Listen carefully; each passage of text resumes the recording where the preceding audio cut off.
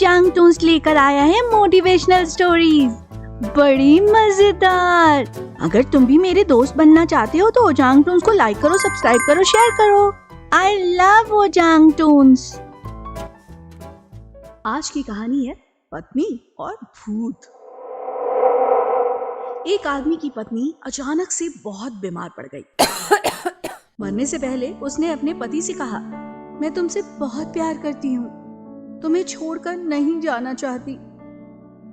मैं नहीं चाहती कि मेरे मरने के बाद तुम मुझे भूल जाओ और किसी दूसरे से शादी कर लो।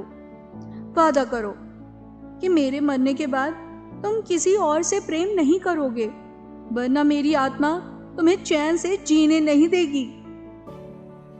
पत्नी इतना कहकर चल बसी। उसके जाने के कुछ महीने तक उस आदमी ने किसी दूसरी औरत की तरफ आंख उठाकर भी नहीं देखा। पर एक दिन उसकी मुलाकात एक ऐसी लड़की से हुई जिसे वह चाहने लगा। बात बढ़ते बढ़ते शादी तक आ गई और उसने शादी कर भी ली। शादी के ठीक बाद आदमी को लगा कि कोई उससे कुछ कहना चाहता है। मुड़कर देखा तो वो उसकी पहली पत्नी की आत्मा थी। आत्मा बोली, तुमने अपना वादा तोड़ा है, अब मैं हर रोज तुम्हें परेशान करने आऊंगी। और इतना कहकर वो गायब हो गई। आदमी घबरा गया। उसे रात भर नींद नहीं आई। अगले दिन भी रात को उसे वही आवाज सुनाई दी, मैं तुम्हें चैन से नहीं जीने दूंगी। मैं जानती हूँ कि आज तुमने अपनी पत्नी से क्या क्या बातें की। और उसने आदमी को अक्षर बाई अक्षर एक एक बात बता दी। ये 5 बातें बताती थी कि उसके आसपास कहीं ना कहीं प्रेत आत्मा है। आदमी डर कर कांपने लगा। अगले दिन वह शहर से बहुत दूर एक जैन मास्टर के पास गया। सारी बातें उन्हें बता दी। मास्टर बोले, ये प्रेत चालाक लगता है। उस आदमी ने कहा, बिल्कुल, तभी तो मेरी एक एक बात उसे पता है। मास्टर बोले, कोई बात नहीं, मेरे पास इसका इलाज है। इस बार जब तुम्हारी पत्नी का भूत आए तो मैं जैसा कहता हूँ तुम ठीक वैसा ही करना। उस रात जब आत्मा वापस आई तो आदमी बोला, तुम इतनी चालाक हो, मैं तुमसे कुछ भी नहीं छुपा सकता। और जैसा कि तुम चाहती हो, मैं अपनी पत्नी को छोड़ने के लिए भी तैयार हूँ। पर इसके लिए तुम्हें एक प्रश्न का उत्तर देना होगा, और अगर तुमने इसका उत्तर ना दिया ना तो तुम्हें हमेशा हमेशा के लिए मेरा पीछा छोड़ना होगा।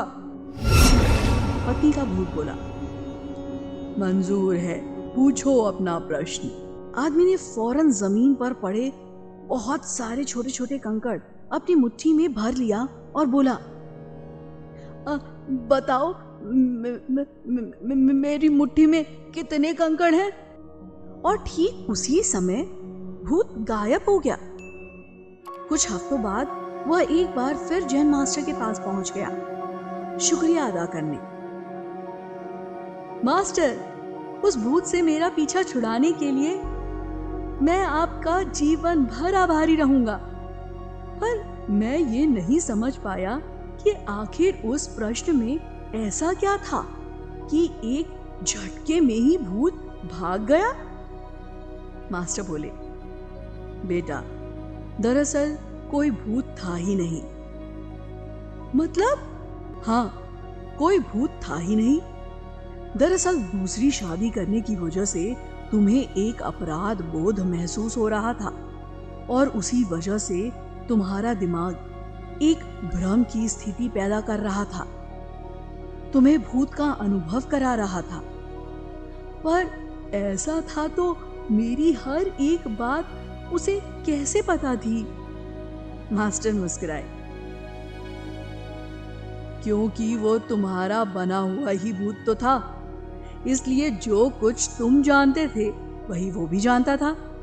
और यही कारण था कि मैंने तुम्हें वो कंकड़ वाले प्रश्न पूछने को कहा, क्योंकि मैं जानता था कि इस उत्तर का तुम्हें भी नहीं पता और इसलिए भूत को भी इसका उत्तर नहीं पता था और तुम्हें तुम्हारे दिमाग की ही उपज से छुटकारा मिल गया।